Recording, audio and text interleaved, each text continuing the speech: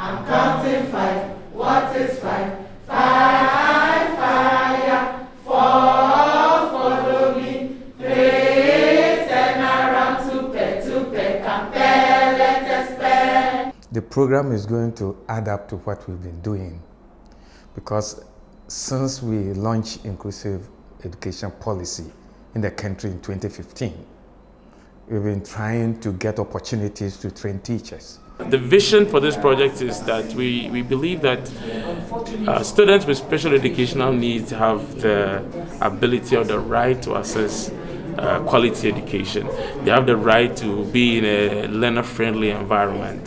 So the program is actually 1 week intense where the Ghanaian and the German trainers would interact or engage with the teachers from the Lankwantana district, 20 teachers. My name is Tanya Scheffler and I'm a representative of Future of Ghana, Germany. Ghana is really our home. This is where our roots are, and we see that children all over the world need support, and we just want to empower teachers and also children to create a learning environment that will benefit them for the future and also to impact both Ghana and Germany.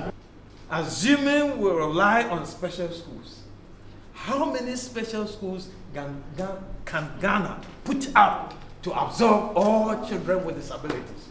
How many? So the argument of special school was defeated in that instance. There was no way, and no country can put up the requisite number of schools to absorb all children with disabilities. You lie. How are you going to do it? So you have to think of creative means of letting them also access their community schools. I think the expectation for me is more of how do we become co-learners in this space. And what I'm seeing is, especially the first day of this program, is how do we, as in quote, experts, also take into consideration the teacher's expertise and be able to co-learn and co-find ways on how to support children with disability within their classroom. Will I be much effective to teach all this group of children as compared to if my sister is specialized in cerebral palsy and another one being specialized in hearing impairment to handle them? Will I be able to handle this category of pupils at the same time being effective? Actually, this program is a big program. I have the feeling it was designed small, but it became big. And for me, I'm here to get to know more about the inclusion in Ghana, how they are able to implement inclusive arrangements, learning arrangements. What we have planned is we will have a short introduction, and then we will put you into different roles. It's been very informative. Like today, I was able to put myself in the shoe of one of my students and role play it. And it has even opened my mind to so many things that has been happening in my class that I didn't know of. So it's been very great. I played a role of someone who has a problem with the mental development. I read, write, and calculate very delayed and reduced. So what happened is that when she talked, after taking some time, I understood what she said. But for me to read and now put everything here, I feel like I am stuck in an elevator. So far, I would say I'm applauding the organizers.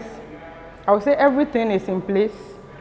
We have been given a place of our own to just pull out of our homes and have peace of mind to study and go out there to practice. I learned about the different forms of special needs and different types of it and how we can be able to include it in the normal classroom. Today, the discussions have been tense, lots of back and forth, and I think that provides opportunity for these teachers to go back and come together again and reflect on what changes they can make, what kinds of interventions they need to put in place so that they can adequately and properly include persons with various needs in the school system. I think the workshop was very enlightening. It was very interactive. The facilitators were very open. They allowed for questions. They allowed us to express ourselves. There was no form of intimidation. It was a learning process for all of us, both facilitators and participants. I came with the notion that, some of these children with special needs should rather be somewhere else, but not be with the mainstream or regular classroom. But with this kind of education, I've realized that no, these children need love. They need to be with us for us to guide them. Inclusion in education is about making schools and classrooms and learning attractive enough, meaningful enough for every learner to participate successfully.